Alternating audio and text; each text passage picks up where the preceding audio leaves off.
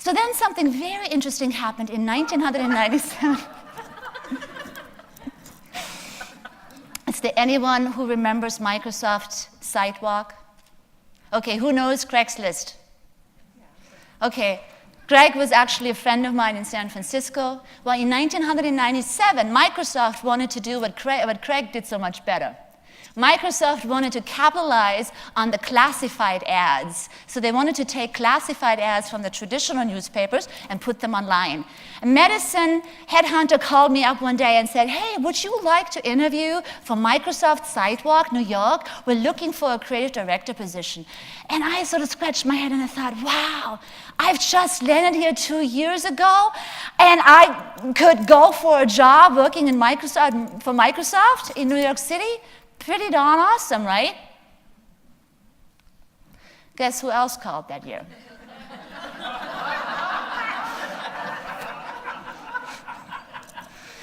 I don't have time to explain to you the great white buffalo woman, but if you ever see her, you will know that there is no way that you can answer a call from Bill Gates when she has given you a beeper. Following the great white buffalo calf woman, I ended up here. This is my first spiritual teacher, Charlie Rekotam. Hey, yo, hey, yo, hey, yo, hey. Bet you didn't see that one coming. That's trickster medicine. That's coyote medicine. Who of you knows of Mount Shasta? Mount Shasta. Who knows that Mount Shasta is the root chakra of the earth? Mount Shasta is the root chakra of the earth. His people, they are a teeny, teeny, teeny tribe up in Eureka land, Bigfoot country. Oh, and he has great Bigfoot stories, by the way. They have been the caretakers of Mount Shasta for thousands of years. And he is the last medicine man of that Karuk tribe. And he is the caretaker of the root chakra of the planet. So he has blessed me during numerous sweat lodges in his trickster way. I did not see it coming. I did not know what was happening. But man, my sight was turned on like there was no tomorrow. And literally, sometimes I didn't think there was going to be a tomorrow. I was aching for a body of knowledge, a vocabulary that would allow me to be in this world, but not of this world. Do you understand? To be in this world, but not of this world. And to my great, joy, I found the perfect school for me. May not be for everyone, but it was perfect for me because I was already on the red road, but I finally found a teacher who could train me in energy medicine, in the language of energy. And it was Alberto Villoldo with the Four Winds Society. So I went through his entire training curriculum, traveled with him to the Amazon in Peru, and also to the Peruvian Andes, where I participated in prophecy keeper ceremonies that I still don't really have any words for. But all I know that in my work, I call on these. I call on these. I call on these. And they always show up. And you know what? It's a two-way street. It's a two-way street. They call on you too. Your soul allies are not just here to help you manifest whatever you want. We're working together on a greater purpose, on something much bigger than us or what we can perceive, and we need to trust that. So I was convinced that I would come back down from the mountains and that I would become a full-time shaman. Guess what happened? Within weeks, I became vice president of marketing for America's first, check this out, identity theft resolution company. Identity theft resolution. Well, it wasn't exactly the most cosmopolitan, artistic, extravaganza, avant-garde job. I already done that. There wasn't anything else that could have ever topped that. But why was this so awesome? Because I had a couple of soul lessons to learn. One soul lesson was working on the collective. So here I'm in business with soul purpose. Well, it's all about going online. But there's also a shadow side to being online, where all those regulatory government institutions are tracking our information. our credit report, our insurance report, our police report, and all of this data that is being accumulated. So I had some work there to do because we were the first company. This is the second time that I'm in a trendsetter career. We were the first company to launch the identity theft sector. Now there's tens of thousands of product companies, but if you've ever had an insurance that says identity theft protection, homeowners insurance, car insurance, health insurance, we were the ones that would basically help you restore your identity. B2B, so we never marketed directly to the consumers.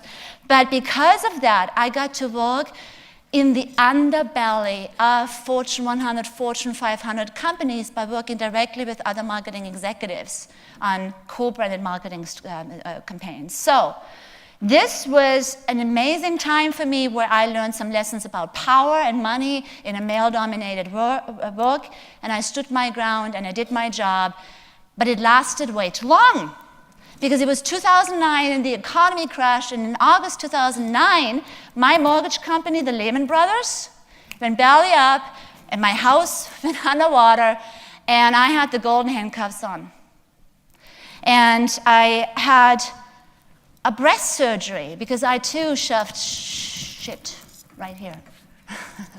And I finally, and one day after I came back to the office, they said, "Oh, you're part of a group layoff."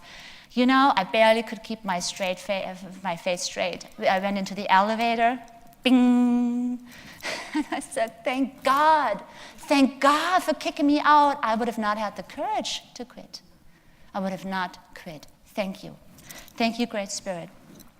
So here I am today. This is what I'm going to be doing for the rest of my life, in one way or the other. I am, for the first time, living a life where I'm not just pledging to course correct, right, or to be on a path. It's finally, for the first time, coming together. Every morning, I wake up snuggled and sandwiched between two furry soulmates. One furry soulmate is my husband, Leslie. He is the protector of the woman, and he is so good for me in so many, for my soul, for me, in so many magical, magical ways. And the other furry soulmate is my cat son, Mokele. He is the protector of the little girl. And we have created a sanctuary. We live a beautiful life. And in terms of my business, I more than have tripled my business this year. The lid is off. But for me, what's most important is that I live my purpose, that I do amazing work, and that I now truly, truly can live like I could die today. It would be a wonderful thing, though I'm planning on living a very long time.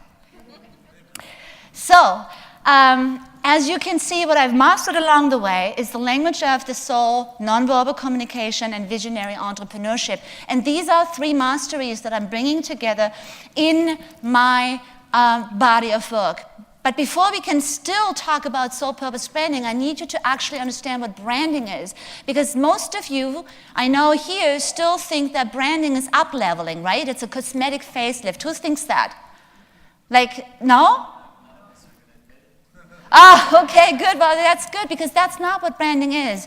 Marty Neumeier is one of the world's most renowned brand strategists. So companies like Apple and Google would hire him to help them with the brand strategy. And you know, this guy says, a brand is a person's gut feeling about a product, service, or company. It's a gut feeling because we're all emotional, intuitive beings, despite our best efforts to be rational.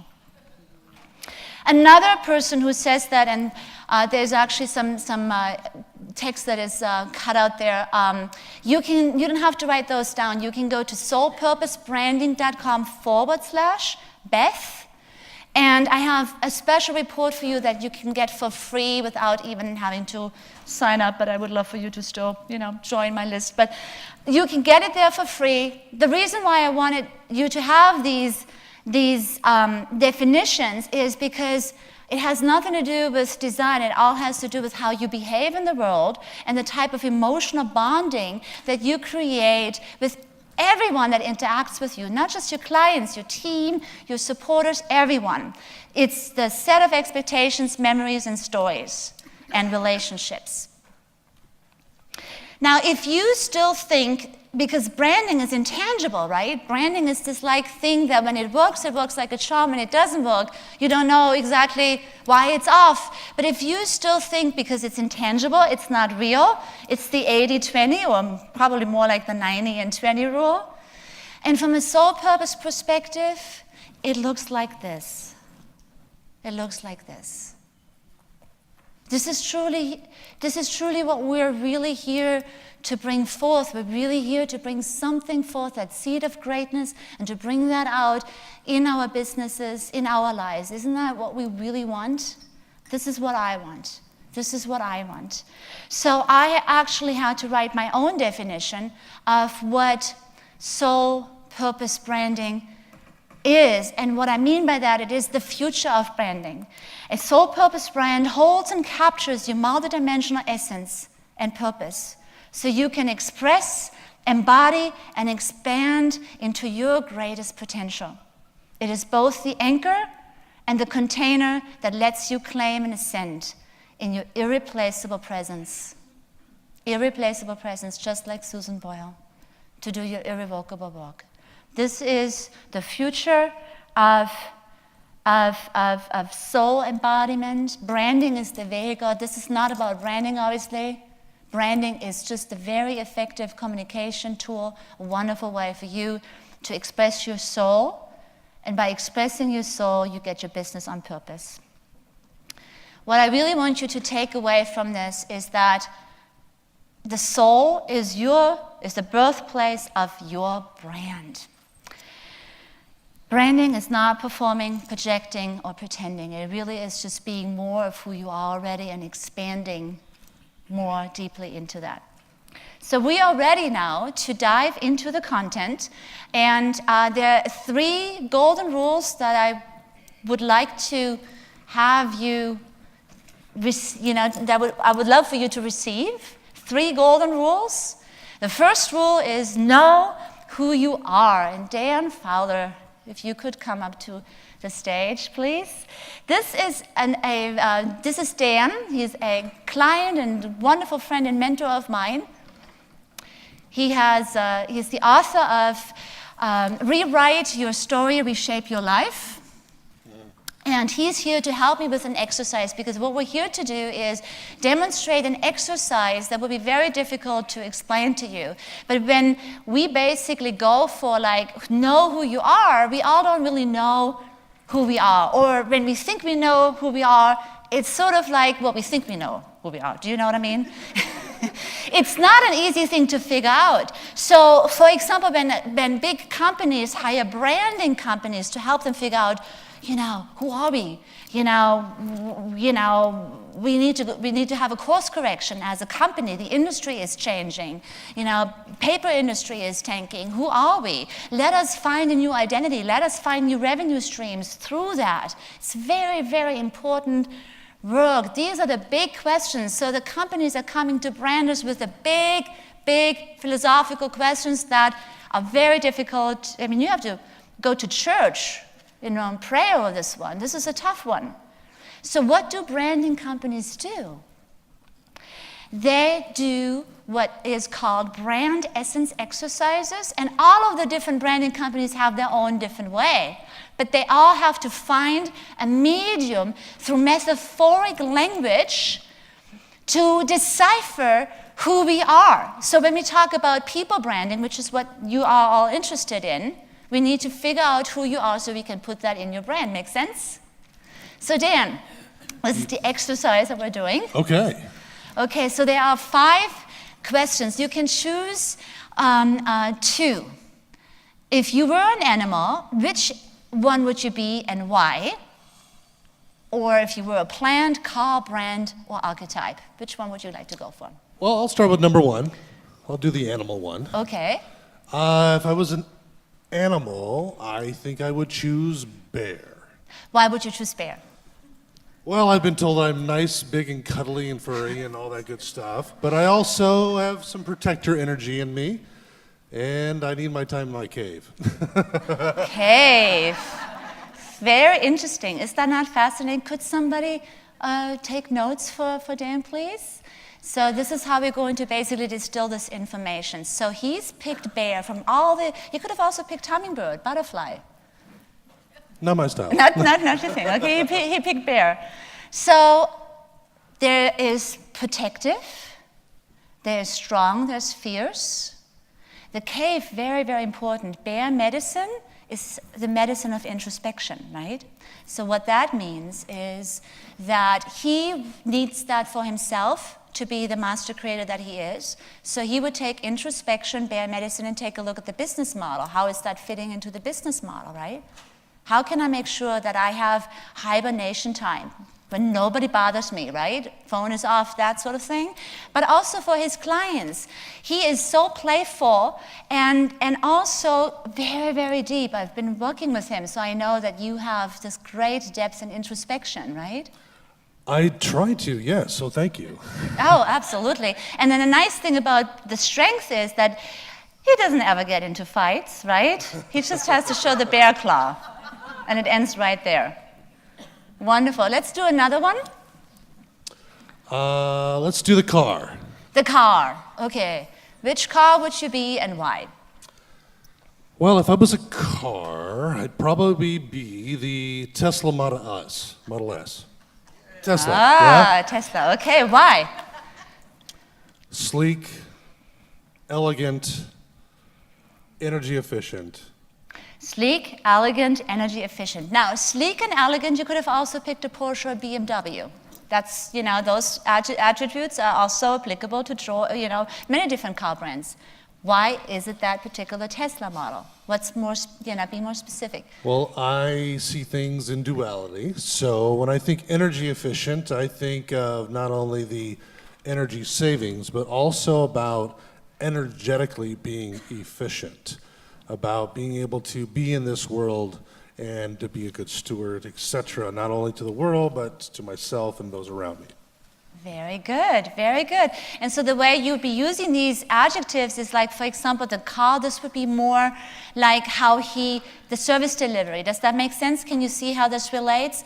One is more like of how he expresses himself in business, and the other one is more of like how he would basically want to see his products, programs, services packaged and delivered. That would be the Tesla analogy. So you would take these brand adjectives and literally like put them in your mission statement. This is how I want to run my business, right? Make sense? Yeah? And also there's brand exercises out there that have already predefined archetypes. That's just another level of cookie cutter. You need to let the soul come through and really give you the information. You'd be amazed. I just did this exercise with a financial services firm. The CEO said he picked the plant question. He said he would be one of those fly-eating plants. You'd be amazed what comes out when you give yourself and others the freedom. And you know what? That had such profound meaning. We're working on translating that right now. Cindy is, here my client. So yes, there she is, right? It's amazing, right? So don't put a cookie cutter formula around this process. Let it just be what it is. So know who you are. You need to basically have someone reflect that back to you. Be a sacred witness to your soul so you can see yourself, recognize yourself, and put that in your brand. Thank you. Thank you, Sabine. Thank you.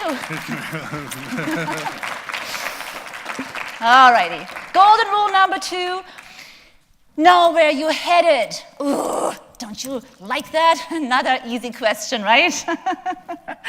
So to demonstrate what happens here is really best done with a trajectory. So what constitutes a trajectory is if you have the 2 points, right? You need to know who you are, and you need to know where you're headed. And when you have those 2 points, that is when you are on the right path. Now, this slide here demonstrates that a 1% change in course of results ends up being 150 miles off, and this is over the course of 6 hours. Imagine what happens within 6 days, 6 months, so 6 weeks, 6 months, 6 years. Have you ever woken up in the wrong bed, the wrong marriage, the wrong business model? I am not saying that we're not going to have detours on our path. We will 100% have detours on our path. They are part of the divine design. That's how we learn our lessons. But if you don't know where you're going, then your entire life will one sort of like chase your tail type of detour. And Steve Jobs, as an example, he really knew this very well. In the 90s, he basically said, I want Apple to redefine how humans interact with technology. That is a trajectory point. He wasn't going to talk about like the performance or bandwidth or all these other things the how to. He wasn't concerned with that. There's two things that are none of our business. The how is none of our business. The how is none of your business. When you set that trajectory point, when you know this is where I need to go, you do not ask, how am I going to do that? Because in that how, you're going to do what? You're going to abort that seed of greatness right there. And you know what? You don't need the how-to formulas. The universe will show you how. You just reaffirm, I'm headed that way. I didn't know what was going to happen when I would land in San Francisco. All I knew is I needed to be there. That's all I needed to know. It is your job to stay on course and on track and to just do that and not worry about the how. Do what it takes, but don't worry about the how and don't start dealing with the how too soon. The other thing that is none of your business is other people's good opinions. I was at an event last fall where they had a contest. So you needed to basically speak for 2 minutes and say what you do and who you are. So I did that, and I did a really great job, I thought. People came up to me afterwards on one of my business calls and wanted to hire me. And the next day, I got the results back, and out of 10 points, I was a 2. And I was really shocked. I was like, wow, could I have sucked so badly? That's really, a surprise. So I walked up to the judge, and I said to him, hey, I have a question for you. And he said, oh, yeah, I remember you. Like out of 300 talks that he judged, he remembered me. And I said, I remember your talk. I said, why? Can you tell me why was I graded so poorly? He said, well, you kept talking about soul purpose branding. Nobody knows what that is. I said, thank you so much. That's exactly what I needed to hear. He said, you're so welcome. You're so welcome. And I was like, yes. Nobody knows what I'm talking about, just me. We're headed somewhere. We're headed somewhere. We're going somewhere good where nobody has gone before, because if you don't do that, guess what happens? You're just going to say and do and be more of what already is. And we have enough of that, and I would imagine that you are here because you are, again, this goes back to that rainbow bridge that we are talking about, the star-children links. You need to be recognizable so that there isn't a cell going on. It's just basically like you show your true color so you can be linked up with other soulmates. Have sacred appointments, be on time. Don't lose track of your trajectory. Now this is the coolest thing. This is just the coolest thing. When you do that, when you make that commitment, you can sit in a mastermind community with everyone launching all around you, and you don't launch a thing because you're the turtle. Because you know that ultimately truth and time is going to be on your side anyways. You're going to be at the finish line, and you're going to say, come this way. I've prepared myself for an entire life to be of service to you. Come this way, because this is what happens. Time will reverse. You may be the last one out of the gate. I'm always the last one out of the gate. I am always the last one out of the gate. But I am showing up on time for my appointments, for my sacred appointments. And I hold the same space for the people that are launching their business with full purpose branding.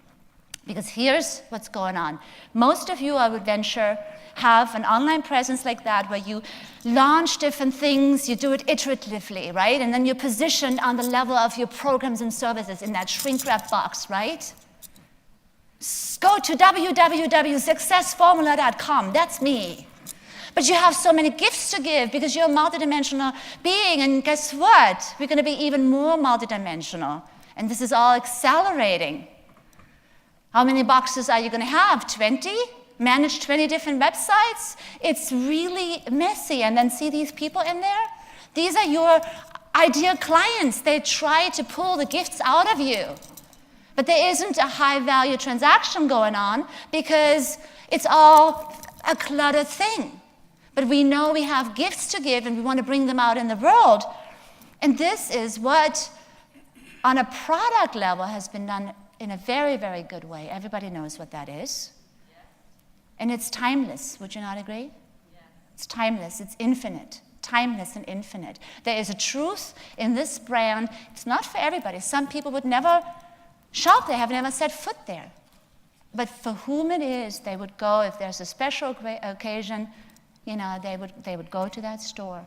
And that's exactly the same opportunity on a soul purpose level that we're missing out on when we are shrink-wrapped imitation crab meat with the buy now button.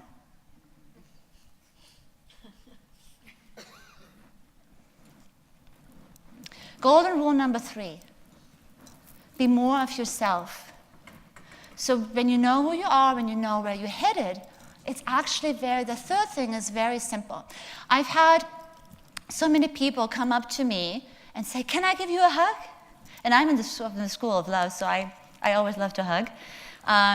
But what's so exciting about that to me is I bought a lot of exclusive platinum sponsorship real estate. I could have taken this real estate and I could have said, me, company logo, headshot. But I didn't. I used this real estate to give you a sense of who I am. Would you not agree with that? I gave you a sense of, this is me, I'm authentically me. Just get more to know me. That, it's like I'm using it to create a soul bond, to create an emotional connection with you. That's how I'm using it. And when we miss that opportunity, we fall back into what we were talking about earlier, the projection, the pretending, and the performing. So really, when you think of branding as an extension of your soul, there's many practical tips that I give. If you, again, go back to soulpurposebranding.com/Beth, there's a special report with a lot of implementation branding tips in how you can have an authentic brand expression. But I want to show you an example that really illustrates this really, really well. What happens when you are on target, when you know who you are, when you know where you're headed, and all you do is put that forth. Unfortunately, she's right now not here in this room unless she is Maribel. No, she's on a mastermind call. But she flew out from California to be here to support me and to share about this amazing process that has really changed her business. She came to me last August and September. Her site looked like this. That's a very pretty much common website. You have a headshot, you have a company logo. She had this testimonial thing that was rotating, so there was constantly a competition going on with all these other heads. How many heads can you put on a page? But anyhow, she said to me, Sabine, I am maintaining this and this and this product on this site, and I know I have this big thing that's wanting to come out. I need to birth it through. I need your help to birth this through. I need to emerge. I feel something very big is wanting to come through. And I don't have a place to put it and to anchor it. I said, wonderful, I'll help you with that. So I take people on a soul journey and let them experience all that. So we did the whole process. And this is what we came out with, Your Dream Launch. YourDreamLaunch.com, let's make it happen. And the image is not a headshot, it is just her essence being radiating. And the green is abundance, and it's also dream and flow energy. She's an amazing manifester. She works with flow, the medicine of flow. And the moment she had brand clarity, just the name, there wasn't a website until 6 months later. There was just the brand name and the soul essence confirmation. She made $100,000 that following week. By the way, She was at around 6 figures when she came to me. She is now crossing 7 figures this year. Not because she did more launches, she's always done launches, but they have more lasting impact. They create more loyalty because she has a soul bond with her audience. And you know what? I can meet Maribel in 20 years from now, and she'll still be your dream launch mentor because there is an internal truth that we tracked, we found, and we anchored it forever and ever. That's like what Tiffany's has done with their brand. And there's, and from that place, you expand, you have different products and all of that good stuff. Does that make sense to you? I want you to hear from another client of mine, Clifford Todd. He flew in from LA and he said, I'm so excited to support you, but I have one request. You need to give me a minute on stage. I don't know what he's going to say, but here's your minute.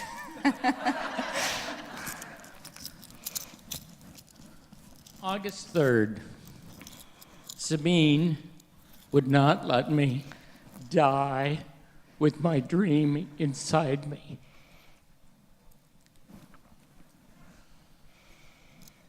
Three months ago, I moved from Belize to LA to work on my heart.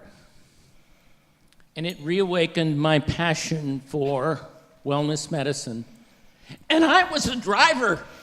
I was that masculine, make it happen guy. And my chest began to throb and hurt. Low-level angina. But I'd already taken her on, she'd taken me on as a client. And we were on the second piece of going to my soul sanctuary. And I was delighted yesterday when I figured out I had a horse and a Pegasus to go up there. But we went up there that morning and we brought in the soul allies and saved my life. Because I'm an expert in wellness medicine. I was headed straight for a heart attack. I'd have been gone by now. And it's 35 days later. And then she brought me here. And in being here with all of you, we have restored my passion to live and make that passion of my life come forth. And it started when I was 4, when I made a promise to my dad to fix the healthcare system, the medical care system. My grandfather and his older brother both were killed in a hospital in what today we would call malpractice. And I made a promise, which became my passion and my purpose for life, to become the medical model doctor, transforming primary care through wellness innovations so that patients spark their will to live and doctors live in the abundance of wellness medicine and enjoy being a doctor again. And working with Sabine brought me to the place where I know that that's the vision out there, and I am the king. Wonderful. We also saw a soulmate in his soul sanctuary. Oh, they all So came I do. in. They all come in. They all come in daily now. It's just But wonderful. a special soulmate. So go see Clifford. He has some special gifts for you at my table. Thank you. And we're going to actually end a little early. So if you have any questions, please come see me at the back table. And thank you so much for having received me so beautifully. Blessings to you. Blessings to you. Thank you.